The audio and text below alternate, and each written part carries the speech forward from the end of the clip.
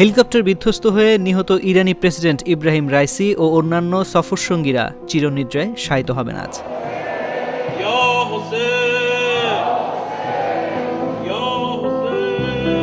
বৃহস্পতিবার দুপুরে উত্তর পূর্ব ইরানের পবিত্র শহর মাশহাদে দাফন করা হবে ইব্রাহিম রাইসিকে।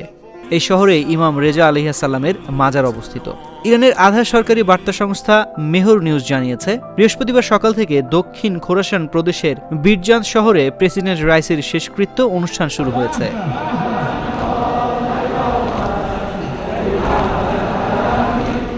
এর আগে গত মঙ্গলবার ও বুধবার তাবরিজ, কোম ও তেহরানে কয়েক দফায় জানাজা অনুষ্ঠিত হয় নিহতদের। এতে অংশ নেন লাখ লাখ মানুষ।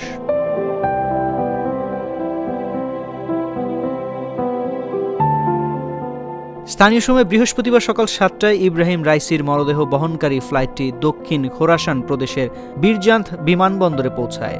এর আগে থেকেই জানাজা স্থলে হাজির হতে থাকেন হাজার হাজার মানুষ। বিরজানদের আজকের জানাজায় সিস্তান ও বেলুচিস্তান, সেমনান এবং ইয়াজদের মতো প্রদেশের মানুষও উপস্থিত রয়েছেন। এতে অংশ নিচ্ছেন ইরানের স্বরাষ্ট্রমন্ত্রী আহমাদ ওয়াহিদি। গত 19 মে আজারবাইজানের সীমান্তের কাছে দুটি বাঁধ উদ্বোধন করেন প্রেসিডেন্ট রাইসি। এরপর হেলিকপ্টারে চড়ে ইরানের উত্তর পশ্চিমের তাবরিজ শহরের দিকে যাচ্ছিলেন তিনি ও তার সফরসঙ্গীরা। পথিমধ্যে পাহাড়ি এলাকায় দুর্ঘটনার কবলে পড়ে তাদের বহনকারী হেলিকপ্টারটি।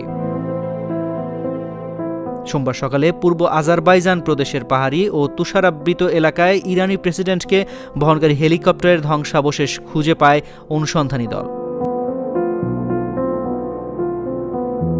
দেশটির রাষ্ট্রীয় টেলিভিশনে জানানো হয়, সেখানে প্রাণের কোনো চিহ্ন নেই, পুরো হেলিকপ্টার বশীভূত হয়ে গেছে। এই দুর্ঘটনায় নিহত হয়েছেন ইরানের প্রেসিডেন্ট ইব্রাহিম রাইসি, পররাষ্ট্রমন্ত্রী হোসেইন আমির আবদুল্লাহিয়ান, পূর্ব আজারবাইজানের গভর্নর মালেক রহমাতি, পূর্ব আজারবাইজানে ইরানের সর্বোচ্চ নেতার প্রতিনিধি মোহাম্মদ আলী আলে হাশেম, প্রেসিডেন্ট গার্ডের প্রধান মেহেদি মুসাফি। প্রাণ হারিয়েছেন হেলিকপ্টারের পাইলট, কো পাইলটও। নিহতদের সম্মানে 5 দিনের রাষ্ট্রীয় শোক ঘোষণা করেছেন ইরানের সর্বোচ্চ নেতা আয়াতুল্লাহ খামেনি।